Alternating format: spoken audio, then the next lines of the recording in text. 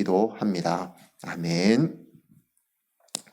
예, 하나님 말씀 보겠습니다. 하나님 말씀은 요한계시록 3장 1절에서 13절까지의 말씀입니다. 요한계시록 3장 1절에서 13절까지의 말씀입니다. 1절부터 13절까지 제가 한 절 읽고 우리 또 여러분이 한 절 읽고 교독하도록 하겠고요. 13절은 함께 읽도록 하겠습니다. 1절입니다. 사대 교회의 사자에게 편지하라. 하나님의 7 영과 7 뼈를 가지신 이가 이르시되 내가 내 행위를 아노니 내가 살았다는 이름을 가졌으나 죽은 자로다. 너는 일깨어 그 남은 바 죽게 된 것을 굳게 하라. 내 하나님 앞에 내 행위에 온전한 것을 찾지 못하였노니 그러므로 내가 어떻게 받았으며 어떻게 들었는지 생각하고 지켜 회개하라. 만일 일깨지 아니하면 내가 도둑같이 이르리니 어느 때에 내게 이를지를 내가 알지 못하리라.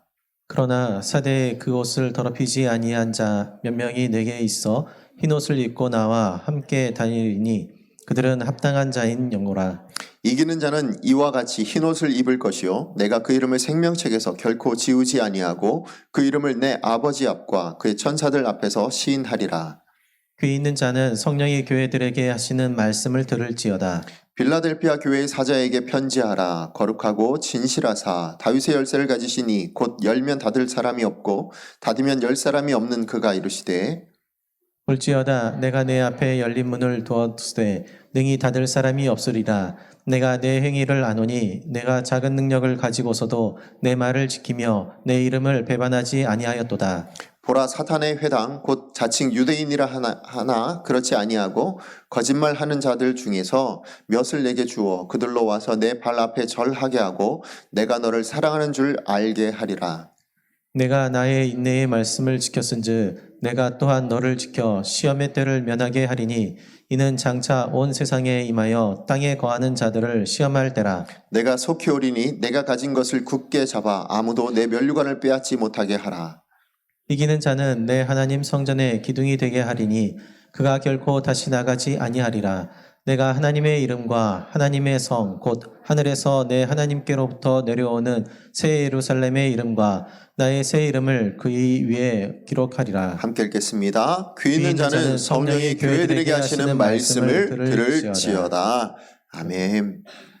네, 오늘 말씀을 가지고 주님이 바라시는 교회라는 제목으로 여러분과 함께 말씀 나누기를 원합니다.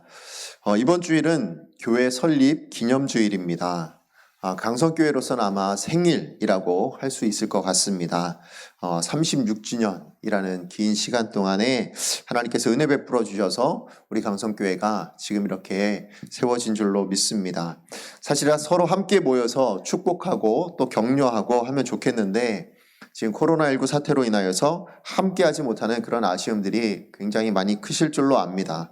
아마도 지금 예배를 드리고 있는 우리 모든 성도님들께서는 그 오랜 세월 동안 강성교회에 대한 사랑과 애정을 쏟아주셨기 때문에 누구보다도 그 아쉬움이 더욱더 크시리라 라는 생각이 듭니다.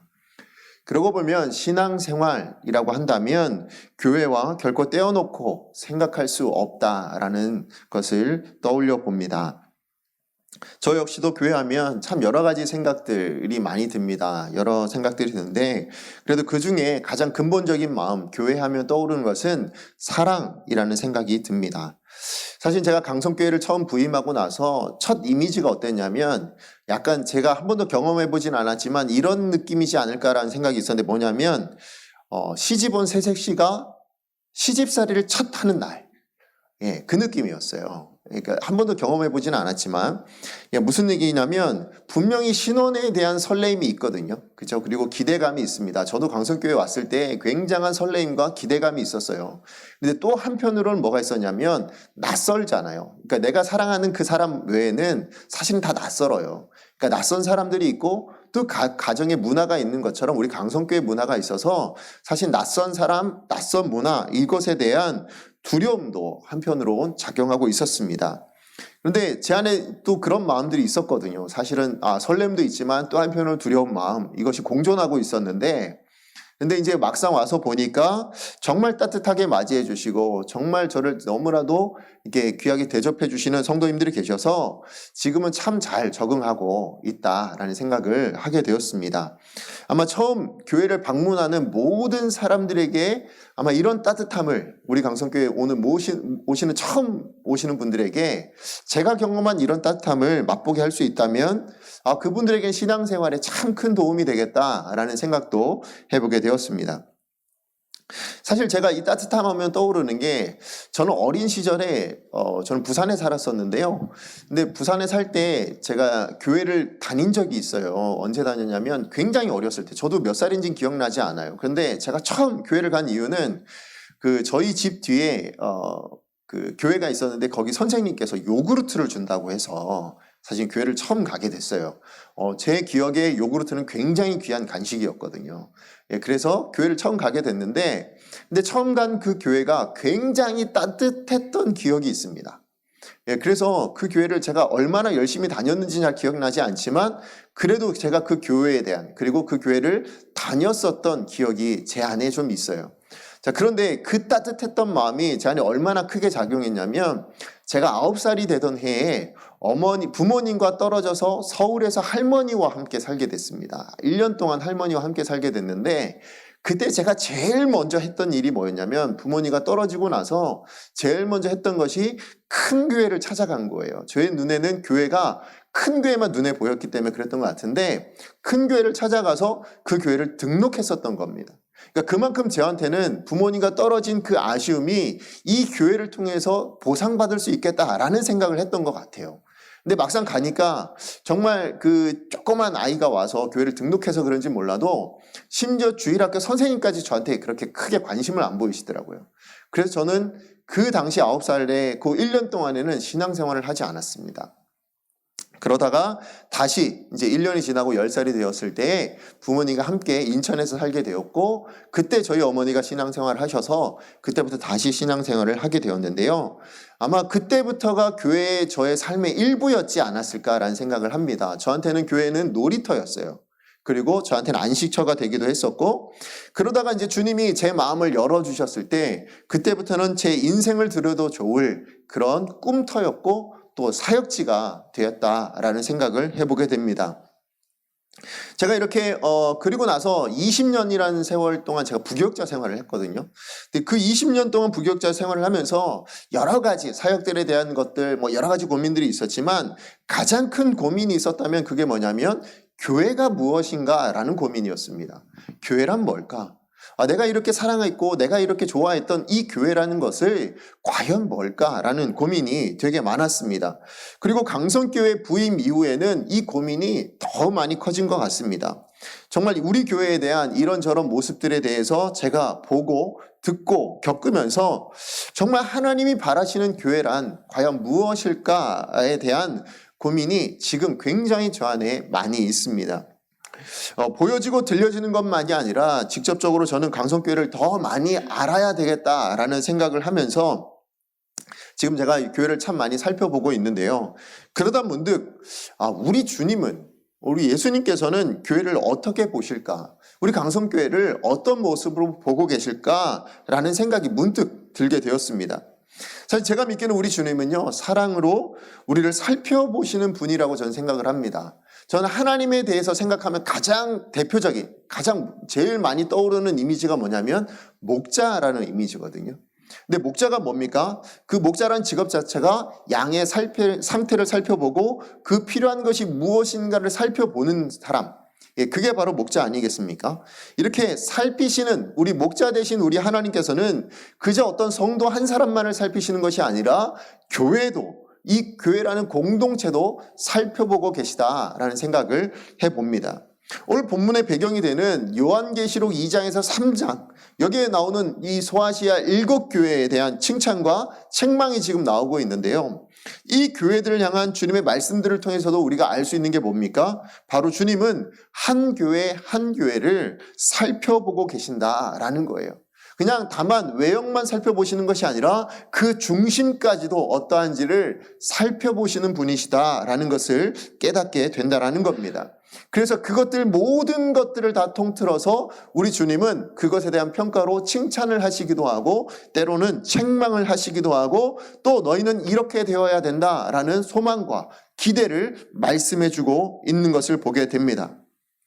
자, 그렇다면 이렇게 우리를 살펴보시는 우리 주님께서 우리 강성교회를 향하여서는 성령의 전이라고 이야기하는 우리 자신들에 대해서는 뭐라고 말씀하실까요? 여러분을 향해서는 뭐라고 말씀하실 것 같습니까? 책망을 하실까요? 칭찬을 하실까요? 아니면 여러분을 향해서 무엇을 소망하시고 무엇을 기대하고 어떤 것에 대해서 말씀해 주실까요? 사실은 칭찬인지 책망인지에 대해서는 우리가 알 수가 없습니다. 그죠? 그 부분에 대해서는 우리도 사실은 잘 알 수가 없어요. 우리도 가봐야, 우리 주님을 만나봐야 알 수 있을 것 같습니다. 그러나 한 가지 우리가 알 수 있는 건 있는데 뭐냐면 우리 교회를 향하여 아니면 이 땅에 우리 성도된 바로 성령의 전이 되는 우리 자신들을 향하여서는 어떤 기대가 있고 또 무엇을 소망하시는지에 대해서는 오늘 말씀을 통해서 볼 수 있다라고 생각합니다. 무슨 얘기냐면 바로 이 7 교회들을 향하여서 하신 말씀은 다만 그 교회들을 향하여서 주시는 말씀이 아니고 오늘날 우리를 향하여서도 우리 교회를 향하여서도 주시는 말씀인 줄로 믿기 때문에 그렇습니다. 그러므로 오늘 이 말씀을 통해서 오늘 우리가 읽었던 이 2 교회, 대표적인 2 교회를 통하여서 우리 교회, 우리 강성교회 그리고 우리 성도된 우리를 향하여서 하나님께서 바라시고 소망하시는 것이 무엇인가, 무엇이 정말 온전한 교회가 될 것이고 어떻게 살아야 온전한 교회가 될 것인가, 하나님이 기뻐하시는 교회가 될 것인가, 책망받지 않는 그런 교회가 될 것인가에 대해서 한번 생각해 보기를 원합니다. 저는 먼저는 2 가지로 좀 먼저 나누고 싶은데요. 오늘 본문의 배경은 대표적인 2 교회입니다. 칭찬을 들었던 빌라델피아 교회가 대표적인 한 교회고요. 그리고 책망만 들었던 한 교회가 사대 교회입니다. 그래서 오늘 이 2 교회를 통하여서 주님께서 무엇을 바라시는가에 대해서 잠시 살펴보기 원하는데요. 첫 번째, 하나님 바라시는 것은 삶의 기준을 하나님께 두기. 이것이 바로 하나님께서 우리 가운데 원하시는, 교회 가운데 원하시는 것이다 라는 것을 깨닫게 됩니다. 다시 말해서 하나님 앞에서 온전할 수 있도록, 누구보다도 사람이 앞에 아니라 하나님 앞에서 온전할 수 있도록 행할 수 있어야 된다는 말씀입니다. 오늘 본문 1절에서 2절 말씀 우리 다 같이 한번 읽어보도록 하겠습니다. 함께 읽겠습니다. 사대교회의 사자에게 편지하라. 하나님의 7 영과 7 뼈를 가지신 이가 이르시되 내가 내 행위를 아노니 내가 살았다는 이름을 가졌으나 죽은 자로다. 너는 일깨어 그 남은 바 죽게 된 것을 굳건하게 하라. 내 하나님 앞에 온전한 것을 찾지 못하였노니. 아멘. 사대교회가 있었던 사대라는 지역은 지금의 터키라는 나라에 속해져 있고요. 내륙에 있는 그 도시였습니다. 사실 그곳은 양털 어떤 염색이라든지 옷감을 만드는 그런 직물공업이 굉장히 발달한, 아주 그렇게 발달했던 도시였다고 합니다. 더군다나 이제 거기에는 사금이 굉장히 유명했대요. 그래서 많은 상인들이 모여서 그곳에 상업적으로 아주 번성했던 그런 지역이 사대였다라고 얘기합니다. 다시 말하면 그 상업적인 것들이 굉장히 번성하다 보니까 경제력이 대단했겠죠. 그러니까 이런 경제력으로 말미암아서 주변에 있는 많은 사람들에게 주변 지역에 커다란 영향력을 가졌던 도시였습니다. 뿐만 아니라 이 사대른 지역은요, 높은 암벽으로만 되어 있는 굉장히 천연의 요새였다라고 합니다. 그러다 보니까 얼마나 이 도시가 굉장히 그렇게 안전했던 곳이냐면 역사상 딱 2번 함락되고는 함락된 적이 없대요. 그러니까 누구냐면 그 바사의 고레스, 페르시아의 고레스 왕 때 한 번 됐고 수리아의 안티오쿠스 3세 때를 제외하고는 한 번도 정복되지 않을 정도로 난공불락의 어떤 요새였다라고 얘기합니다. 그런데요, 이렇게 경제력으로도 대단하고 또 뭐 지리적으로도 완전 천연의 요새니까 굉장히 번성하고 활발했을 것 같은데 2번 망했다고 말씀드렸잖아요. 근데 그때 2번 전쟁에서 왜 지게 되었냐면 사실 어이없이 졌어요. 파수꾼이 졸다가 둘 다 그 지역을 지키는 천년의 요새를 지키던 그 파수꾼이요, 졸다가 2번 다 망했다고 합니다. 거기를 공략해가지고 이기게 되었다라고 얘기를 합니다. 이처럼 어떻게 보면 사대라는 이 지역은 방심해서 모든 것이 다 갖춰져 있었는데 방심하고 졸다가 망했던 그런 사대였다고 얘기하는데, 바로 사대 교회도 그와 비슷했다라는 거예요. 무사안일한 신앙생활을 하다가 그렇게 주님 앞에서 이름만 살았지 죽은 바와 다른 자 없는 그런 교회다라는 책망을 지금 듣고 있다라는 겁니다. 그래요. 살피시는 주님께서 사대교회를 살펴보신 겁니다. 사대교회의 행위를 모두 다 살펴보았습니다. 겉으로 보이는 사대교회는 너무나도 문제가 없었어요. 왜냐하면 워낙 활달한 도시였다 보니까 오늘날로 얘기하면 교회도 굉장히 커다랗고 화려했던 교회였던 거예요. 화려한 건물이 있습니다. 잘 짜여진 주일 예배도 있는 거예요. 교회 행정 조직도 너무나도 잘 갖춰져 있습니다. 그런데 문제는 뭡니까? 중심을 보시는 하나님께서는 그 하나님의 눈에는 사대교회가 가지고 있는 그 어떤 것도 온전하지 못하다 라고 지금 말씀해주고 있는 겁니다. 그래서 2절 말씀에 하나님 앞에 온전한 것을 찾아내질 못했다고, 그렇게 하나님께서는, 우리 예수님께서는 말씀하고 있는 거예요. 그렇게 책망하고 있는 것입니다. 뿐만 아니라 4절 말씀에서 보자면 뭐예요? 사대교회는 몇 사람을 제외하고는 흰옷을 더럽혔다라고 말씀하고 있습니다. 그러니까 몇 사람만 제외하고는 흰옷을 제대로 갖춰 입은 사람이 없는 거예요. 자, 계시록에서 흰옷이라는 의미는 뭐냐면 거룩함을 상징합니다. 달리 얘기하면 성도, 사대교회 안에 성도들 안에 거룩함이 없는 생활들을 하고 있었다라는 거예요. 몇 사람을 제외하고는. 그 당시에 모든 성도들 가운데 몇 사람을 제외하고는 정결한 모습들이 없었다라는 거예요. 성도의 거룩함을 지키지 못하는 삶을 살고 있었다라고, 저들의 일상은 거룩하지 못했다라고 말씀해주고 있는 것입니다. 그러니까 사람들 눈에는 너무나도 훌륭한 교회, 굉장히 세련된 교회였습니다. 그러나 그들의 삶의 중심을 보시는 주님은 살았다고 얘기하지만 죽은 교회, 다시 얘기해서 산송장과 같은 교회라고 혹독하게 책망하고 계시는 것입니다. 자, 그렇다면 어떻게 주님께서 이렇게 책망하시는 걸까요? 왜 이렇게 책망하시는 겁니까? 반대로는 우리 빌라델피아 교회는 그렇다면 왜 칭찬하고 계시는가를 한번 살펴보죠. 우리 8절 말씀입니다. 우리 8절 말씀 함께 읽어보겠습니다. 시작.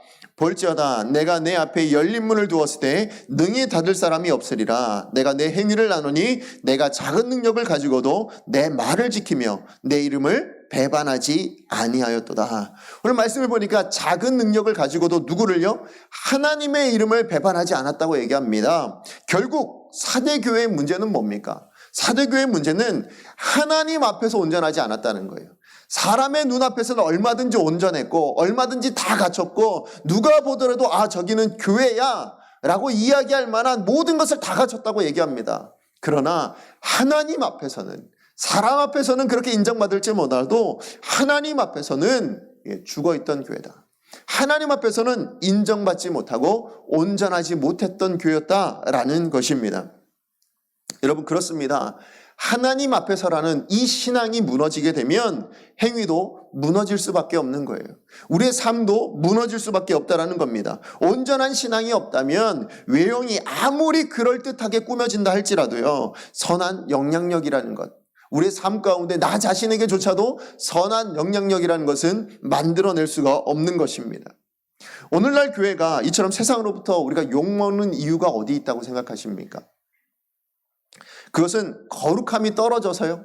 우리 모든 성도들 삶 안에 거룩함이 떨어졌기 때문일까요? 아니면 사랑이 메말라서 그래서 우리가 세상으로부터 욕을 먹는 것일까요? 저는 그것보다 더 근본적이고 더 실제적인 원인이 있다라고 생각합니다. 그게 뭐냐면 바로 우리가 믿는 바 신앙대로 살아가지 않기 때문인 거예요. 결국은 신앙이 무너지니까, 하나님에 대해서 우리 그 믿는 그 믿음이 무너지니까 거룩함을 잃어버리는 것이고, 그 믿음을 잃어버리게 되니까 사랑하지 못하게 된다라는 겁니다. 자, 그렇다면 반대로 교회가 회복하려면 어떻게 해야 되겠습니까? 어떻게 해야 우리가 교회가 교회답게 회복되어질 수 있는 걸까요? 그것은 다른 것이 아니라 신앙을 회복해야 될 줄로 믿습니다. 다르게 얘기하면, 정말 쉽게 이야기하면 예수님을 제대로 믿어야 돼요.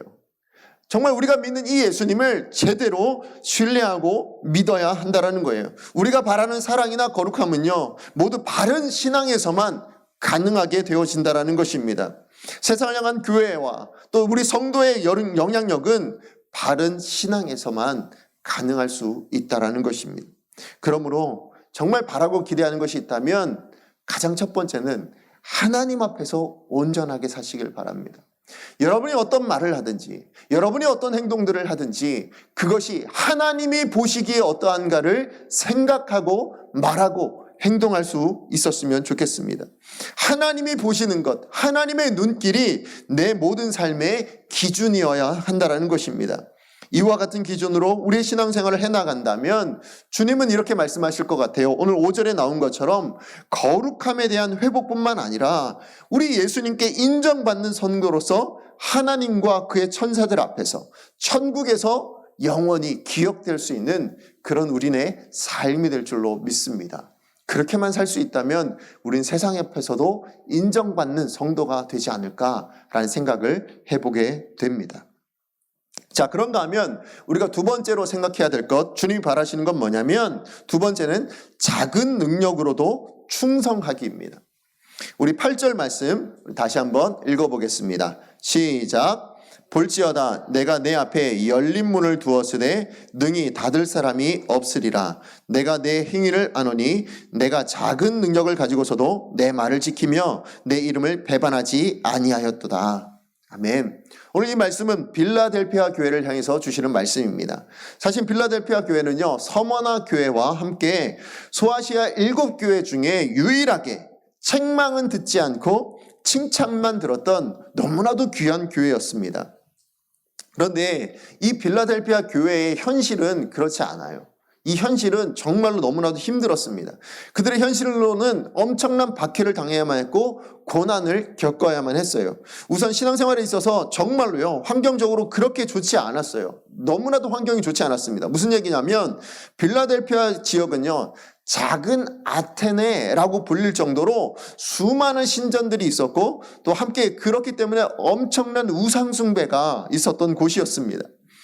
또한 빌라델피아 지역은요, 활화산 지대였거든요. 그러다 보니까 지진이 너무나도 자주 일어났어요. 그래서 환경적으로도 너무 큰 어려움이 있었던 곳입니다. 자료를 제가 찾아보니까 AD 17년에 엄청난 큰 지진이 있었대요. 그 지역에. 그러다 보니까 도시 전체가 전부 다 파괴가 돼가지고요, 로마 정부에서 어느 정도로 했냐면 정말 피해가 너무 크다 보니까 5년 동안은 내가 세금을 받지 않겠다. 5년 동안 세금을 면제해줄 테니까 너희들 복구해라 라고 이야기할 만큼 엄청난 피해를 받았던 지역이라고 얘기를 합니다. 뿐만 아니라 그 이전 이후든지 로마 정부로부터, 왜냐하면 거기에 신전들이 있었으니까요. 그러다 보니까 로마 정부로부터 신앙적으로 극심한 피해를 겪었던 곳이고, 또 9절 말씀에 보니까 뭐라고 나옵니까? 유대인들조차도 저들을 핍박했다. 그러니까 총체적 난국인 거예요. 환경은 환경대로 너무 힘들어요. 신앙생활대로 우상 숭배도 횡행하고 핍박도 있었고 또 유대인들까지 그렇게 핍박하고 있는 그런 교회가 바로 빌라델피아 교회였다라고 합니다. 자, 이렇게 신앙생활에 있어서 좋지 않은 환경을 가지고 있었고 극심한 고난과 박해를 당했던 그런 교회였습니다. 그러나 그런 교회가, 이 필라델피아 교회가 하나님의 말씀대로 살아냈다고 지금 말씀하고 있는 겁니다. 뿐만 아니라 그 모든 힘들과 어려움 중에서도 하나님의 이름을 배반하지 않았던 교회다라는 칭찬을 지금 받고 있는 거예요. 정말 온전한 신앙생활을 해내었다. 하나님 보시기에 너무나도 온전하게 신앙생활을 하고 있다라고 말씀하시는 것이죠. 자, 이런 교회였다면 여러분, 이런 교회를 해서 뭐라고 평가할까요? 우리 눈에는 뭐라고 평가할 수 있을 것 같아요? 믿음이 어마어마하게 크구나. 믿음이 정말 대단하구나. 이렇게 평가할 것 같은데요. 그런데 주님은 뭐라고 얘기합니까? 주님은 작은 능력을 가진 교회라고 얘기해요. 그러니까 엄청난 큰 능력이 있어서 이 모든 일들을 겪어낸 것이 아니라 작은 능력을 가지고 있음에도 불구하고, 너무나도 보잘것없고 작은 능력이 있음에도 불구하고 이 모든 것을 다 견뎌냈고 지켜냈구나. 너희가 신앙생활을 온전하게 하고 있구나 라고 말씀하신다는 거예요. 사실은 얼마나 작은 능력인가, 제가 원어를 보니까요, 이 원어가 미크란이라는 뜻이에요. 어디서 많이 들어본 단어 아닙니까? 미크란. 뭔가 좀 떠오르는 단어가 있죠. 영어로 마이크로. 이게 여기에서 나온 단어예요. 그러니까 얼마나 작은지 알겠죠? 그러니까 어리다, 작다, 심지어는 거의 없다라는 것이 원어적인 의미인 거예요. 그러니까 정말 눈에 보이지 않을 정도로 엄청나게 작은 바로 그 능력을 가지고서도 뭡니까? 그 능력을 가지고서도 온전한 신앙생활을 해냈던 것이 빌라델피아 교회였다라고 말씀해 주고 있는 겁니다. 자, 그래요. 오늘날로 얘기하면 뭘까요? 이제 막 개척한 개척교회였을지도 몰라요. 아니면 코로나19 지금 이 상황 가운데 너무 작은 교회여가지고 이제는 금방이라도 문을 닫을 수밖에 없는 그런 너무나도 초라하고 작은 그런 교회일지도 모르겠습니다. 그러나 빌라델피아 교회는요, 그리고 그 교회의 성도님들은 그런 작은 능력을 가지고도 뭘 안 한다고요? 주의 이름을 배반하지 않았다고 얘기합니다. 유대인들의 횡포를 참아냈다고 얘기를 하고 있습니다. 그리고 하나님의 말씀을 지켜낸 교회라고 말씀하고 있는 겁니다. 주님은 이 작은 능력의 빌라델피아를 교회를 보면서 작은 능력 때문에 책망하지 않으신 것을 여러분 보십니까? 여러분, 이 작은 능력을 가지고 있는 것 때문에 주님은 책망하지 않으시더라고요. 오히려 작은 능력을 가지고 있음에도 불구하고 너희들 인내했던 것, 너희들이 그렇게 살아내고 있는 것, 지킨 것, 그것을 칭찬하고 인정해주고 계시는 것을 우리는 말씀을 통해서 보고 있습니다. 사실은 왜 우리들과 너무 다른 것 같아요. 우리는 어떻습니까? 작은 것 하면 뭐예요? 부족함으로 보고 아니면 약한 것으로 볼 때가 참 많습니다. 세상이 그렇게 우리의 삶을 평가하고 있기 때문이라고 전 생각을 합니다. 그러나 주님 앞에 작은 것은 부족함이나 약한 것이 아니라고 지금 말씀해 주고 있는 거예요. 세상에서 작은 것은 부족하고 연약한 것, 약하다고 말씀하실지 몰라도 주님 안에서 작은 것이라는 것은 큰 역사를 일으켜낼 수 있는 그 어떤 것보다 클 수 있는 능력이고 힘이라고 주님께서 말씀해 주시는 겁니다. 여러분, 우리 주님께서 그렇게 말씀하셨죠. 겨자씨만한 믿음만 있어도 어떻게 해요? 산을 들어 바다에 옮길 수 있다라고 말씀해 주지 않으셨습니까? 그래요. 이 시대에 이 세대가 가진 큰 병이 있다면 저는 그것은 바로 큰, 아니면 많은, 아니면 빠른, 바로 이것을 추구하고 있는 병이라고 생각을 합니다. 규모와 힘과 능력을 숭배하는 그런 세상이 바로 오늘날 우리가 살아가고 있는 그런 세상이 아닐까 생각합니다. 그래서 조그맣고 아니면 적고 아니면 느리면 우리 스스로도 부끄러워할 때가 참 많은 것 같아요. 성도님들 중에 여러분, 가난함을 부끄러워하고 있는 분들 계시지 않습니까? 아니면 이름이 없는 직장에 들어가면 그것으로 부끄러워하시는 분들이 있어요. 또 어떤 학생들은요, 아니 어떤 부모님도 그래요. 이름 없는 어느 대학을, 지방대학을 들어가면 그것을 부끄러워하는 그런 사람들도 있습니다. 심지어는 우리 교회 생활을 하면서요, 직분을 가지고도 부끄러워하더라고요. 내가 성도인 것이 부끄럽고 내가 아직 권사가 되지 못하고 장로가 되지 못하고 안수집사가 되지 못하고 이런 것들로 부끄러워하고 있는 그런 분들도 계시다라는 겁니다. 왜 그럴까요? 정말로 그 직분에 대한 그것으로 헌신하고 섬기는 것에 대한 그 소망이 있어서 그렇게 부끄러워하시는 분들도 계시겠지만 그러나 많은 분들 중에는 오히려 세상이 정말 큰 곳 아니면 높은 것, 더 많이 가진 것, 이것을 추구하다 보니까 나도 그것을 가지지 못한 것에 대한 그 자금, 그 연약함, 그것 때문에 그걸 부끄러워하는 그런 모습들이 많아요. 정말 크지 않으면, 많지 않으면 실패했다고 여기기 때문에 그래서 부끄러워하는 사람들이 많다라는 겁니다. 그러나 우리 주님은요, 크고 작은 것으로 1, 2, 3등을 매기지 않으시더라고요. 자기가 가진 능력으로 자기의 자리에서 어떻게 살아내고 있느냐, 그것으로 우리 주님은 우리의 삶을 평가하실 줄로 믿습니다. 그리고 크든 작든 자기 자리에서 묵묵히 충성하는 사람, 그런 사람을 우리 예수님께서는 인정해 주실 줄로 믿습니다. 여러분, 달란트 비유 한번 생각해 보세요. 10달란트 남긴 사람이나 5달란트 남긴 사람이나 모두 뭐라고 얘기합니까? 착하고 충성된 종이라 라고 말하는 거예요. 그러니까 10달란트를 10개를 남겼다 하고 뭐 더 많이 칭찬받고 5달란트를 통해서 5달란트 남겼다고 조금 칭찬받고 그랬나요? 그러지 않아요. 우리 주님은요, 자기가 가진 것, 우리 주님께서 허락하신 그것 안에서 어떻게 살아내고 있느냐, 어떻게 충성하고 있느냐, 그것을 가지고 칭찬하거나 책망하거나 하신다는 겁니다. 여러분, 제가 너무나도 좋아하는 우리 히브리서 11장의 에녹이라는 사람에 대해서도 여러분 기억하십니까? 그분의 삶이 어땠습니까? 정말 성경에서 평가는 하나님이 기뻐하시는 자라고 평가를 내렸습니다. 그런데 그분의 행적은 어땠을까요? 여러분, 에녹의 행적에 대해서 잘 아십니까? 잘 몰라요. 왜요? 성경에 나타나질 않거든요. 별게 없습니다. 정말 유일하게 알고 있는 것, 우리가 아는 건 뭡니까? 하나님과 동행하였더라.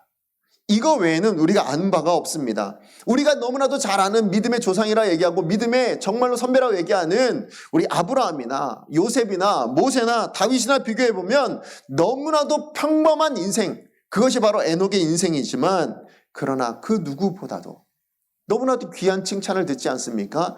하나님이 기뻐하시는 사람. 예, 하나님을 기쁘시게 했던 사람, 그게 바로 에녹이었다라는 겁니다. 무엇 때문에요? 하나님과 동행하였더라. 자기 있는 자리에서 자기가 어떤 유명한 어떤 커다란 업적을 세운 것이 아니라 그냥 자기의 주어진 그 삶 안에서 하나님과 함께하는 이것을 놓치지 않는 것. 정말 작은 것을 가지고 있었지만 그 작은 것을 가지고도 하나님 앞에서 살아가는 그 삶을 놓치지 않았던 이 에녹이야말로 너무나도 큰 사람이 아니었을까라는 생각을 해보게 됩니다. 사실 우리는 신앙의 위인들이라고 얘기하기보다는 우리는 어때요? 우린 신앙의 평범한 사람들 아닐까요? 여러분 평범하지 않으세요? 우린 평범합니다. 다른 사람들에게 어떤 거룩한 영향력은 고사하고요. 그냥 내 삶, 그냥 하나, 말씀대로 살아내는 것조차 버겁고 힘들어하는 것이 저와 여러분 아닐까요? 그 속에서 견뎌야 하는 능력이요. 세상 가운데 우리가 견뎌야 되는 거요. 그것조차도 볼품없어 보이는 게 우리들입니다. 하지만 그런 능력을 가지고서도 이런 작고 작다고 느껴지고 볼품없이 느껴지는 그런 우리의 신앙, 우리의 마음, 그런 능력을 가지고서도 정말 하나님의 말씀을 지켜내려고 그렇게 노력하고요. 또 하나님의 이름을 배반하지 않기 위해서 몸부림치고 끝까지 신앙을 지키려고 하는 그런 삶이 있다면, 그래서 그런 마음으로 우리가 이 자리에 나와 예배하고 있는 것이라면, 그리고 한 주간을 살아내려고 하는 것이라면 우리 주님은 그 모든 것을 다 아시고 우리를 향하여서 인정해 주실 거라고, 칭찬해 주실 거라고 저는 믿습니다. 여러분 삶이 온전하지 않다 할지라도요, 오늘도 나를 향해 달려오는 정말 골리앗과도 같은 그런 문제들을 만났을 때에 우리가 다윗처럼 물리치지 못할지도 몰라요. 우리도 이스라엘 군대들처럼 주저앉아 있을지도 모르겠습니다. 그러나 분명한 것은 그 자리에서 그렇게 주저앉았을지라도 우리 주님을 찾고 우리 주님의 이름을 배반하지 않냐고 이 예배 자리로 다시 나올 수 있고 하는 이런 능력이 있다면, 그래서 우리가 말씀을 지켜내려고 그 인내의 말씀을 지켜낼 수만 있다면 우리 주님께서도 또한 우리를 지켜주실 줄로 믿습니다. 저 천국에서 하나님의 성전의 기둥과 같은 존귀한 자로 만들어주실 줄로 믿습니다. 오늘 빌라델피아 교회를 향해서 그랬어요. 너희가 인내의 말씀을 지켰은즉 나도 너희를 지키리라. 예, 맞아요. 우리가 그렇게 힘들게 어렵게 인내의 말씀을 그렇게 지켜낼 수만 있다면 그럼 우리 주님도 우리를 반드시 지켜주실 줄로 믿습니다. 자, 결론으로, 자, 그렇다면 우리 주님이 바라시는 교회, 성도로서 살아가기 위해서 다시 말해서 주님이 바라시는 이 두 가지 바람이 있었죠. 하나님이 보시기에 온전한 삶을 살고 작은 능력을 가지고도 충성하는 것. 제가 말은 이렇게 얘기했는데 이게 쉬운 것일까요? 여러분 어떻게 생각하세요? 들으시면서도 에이 그게 쉽나? 그게 쉬운 거면 진작에 했지. 이런 마음이 여러분 들지 않습니까? 그래요. 그건 어렵습니다. 사실 이건 주님이 바라시는 기대이고 소망이지만 그럼에도 불구하고 우리가 살아내기에는 참 쉽지 않은 그런 말씀일 것 같습니다. 자, 그렇다면 우리 능력으로 안 되니까 포기해야 될까요? 저는 그렇지 않다고 생각합니다. 어떻게 하면 우리가 이 능력을, 이 말씀을, 주님이 바라시는 이 소망을 살아낼 수 있을 것인가에 대한 고민도 우리 가운데 필요하다고 생각합니다. 그런데 우리 주님이 그 능력에 대해서 이미 우리 가운데 어떻게 하면 살 수 있는지에 대해서도 말씀해 주셨어요. 그게 뭐냐면 바로 6절에 있는 말씀인데요. 우리 13절에도 나오는 말씀인데, 귀 있는 자는 성령이 교회들에게 하시는 말씀을 들을지어다. 여기에 우리의 문제의 해답이 있습니다. 우리가 이것을 살아갈 수 있는 능력의 해답이 여기 있어요. 무슨 얘기냐면 우리 안에 성령이 말씀하시도록 하여야 된다는 겁니다. 다시 얘기해서 교회가 교회다워지기 위해서는 뭡니까? 반드시 회복해야 될 게 있는데 그게 뭐냐면 성령이 말씀하시게 하는 거예요. 다른 말로 성령이 충만한 교회, 성령이 충만한 성도가 되어진다면 우리는 이 말씀을 살아낼 수 있는 겁니다. 어떻게 할 수 있어요? 오늘 말씀드렸던 이 6절에 있는 이 말씀, 귀 있는 자는 성령이 하시는 말씀을 들을지어다. 이 얘기는요, 7교회 모든 교회마다 하셨던 말씀이에요. 여러분 요한계시록 2장부터 3장까지 한번 쭉 읽어보세요. 7교회 전부 다 나오고 있는, 공통적으로 나오고 있는 말씀이 뭐냐면 귀 있는 자는 성령이 하시는 이 말씀을 들을지어다. 이 말씀을 하고 있거든요. 다시 얘기해서 뭡니까? 성령이 하시는 말씀을 듣고 성령이 너희 안에 있어야 너희가 온전한 교회가 될 수 있다는 거예요. 내가 바라는 이 소망들, 내가 7교회마다 원했던 그 모든 것들 지켜내려면 한 가지가 있어야 되는데 그게 뭐냐면 성령이 있어야 된다는 것입니다. 그러므로 성령 충만은요, 예수님이 교회를 위해서 주신 대안인 줄로 믿습니다. 성령 충만은 교회를 위해서 주신 능력인 줄로 믿습니다. 여러분 사도행전을 보면 예수님께서 승천하시기 전에 남아있는 제자들을 향해서 마지막 유언을 남기시죠. 그 유언의 말씀이 뭡니까? 우리 8절 말씀인데요. 우리 사도행전 1장 8절 말씀 우리 같이 큰 목소리로 한번 읽어보겠습니다. 시작. 오직 성령이 너에게 임하시면 너희가 권능을 받고 예루살렘과 온 유대와 사마리아와 땅끝까지 이르러 내 증인이 되리라 하시니라. 아멘. 지금 남아있는 이 제자들로 예수님께서 뭘 만들고 싶은 거예요? 예수님의 증인 되기를 원하고 계십니다. 그 사명을 지금 주고 계시는데요. 그 사명을 이루기 위해서는 먼저 너희들이 받아야 하는 것이 있대요. 그게 뭡니까? 권능이에요. 권능. 권능을 받아야 돼요. 근데 여기서 권능이란 단어는 뭐냐면 원어로는 디나미스입니다. 여러분 다시 얘기해서 뭡니까? 능력이에요. 능력. 능력을 받아야만 너희가 증인이 될 수 있다라고 말하고 있는 겁니다. 예, 그러므로 이 능력은 예수님의 증으로 살아갈 수 있는 능력이 돼요. 그죠? 오늘날 우리로 따지자면 우리가 교회로서 아니면 우리가 성도로서 세상을 향해 살아낼 수 있는 능력, 그것이 바로 이 능력이라고 말을 하고 있는 거예요.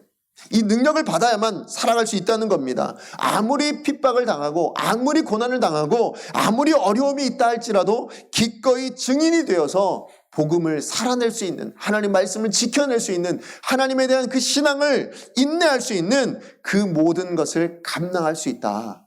그 능력을 너희들이 받아야 된다라고 얘기하는 겁니다. 자, 그렇다면 성도가 성도다워지기 위한 그 능력이라는 게 뭐냐?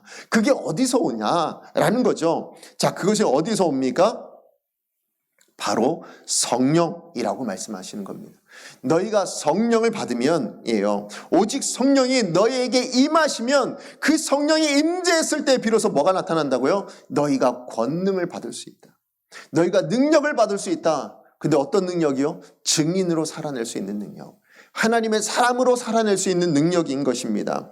그래서 오늘 사도행전을 여러분 읽어보시면 알겠지만 이 능력이 어떤 능력으로 나타납니까?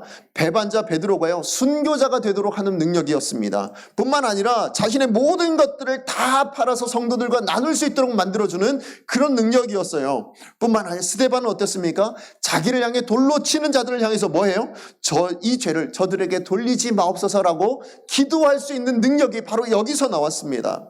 뿐만 아니라 자기의 또 핍박자 사울이 어떻게 돼요? 바울이 되어지는 그런 능력이 바로 여기서 나온 거예요.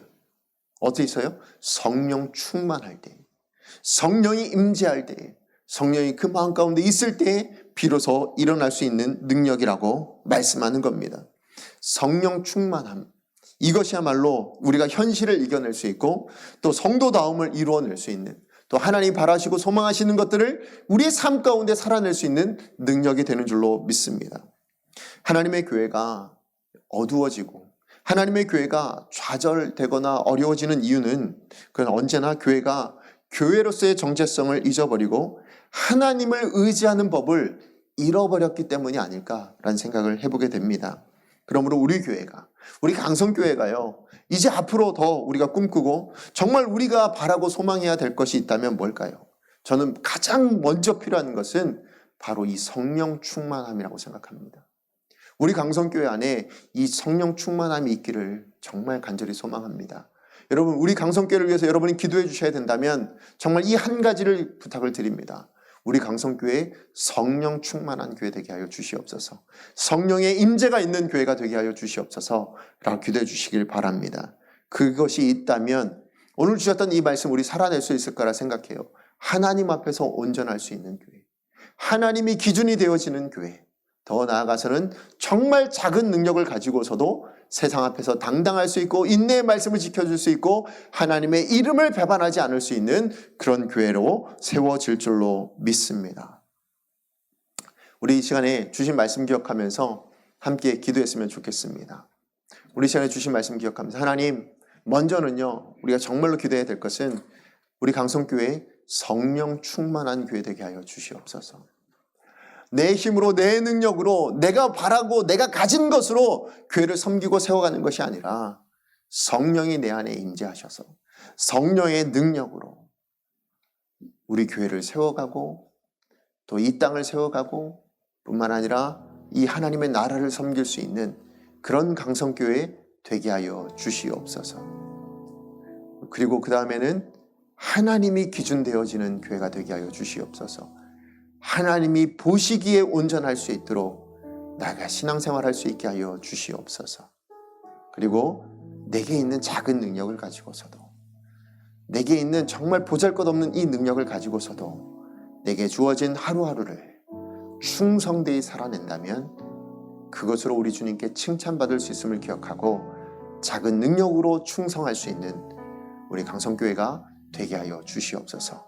이 세 가지를 놓고 우리 함께 기도하도록 하겠습니다. 기도하시겠습니다. 하나님, 주님 앞에 기도하며 나아갑니다.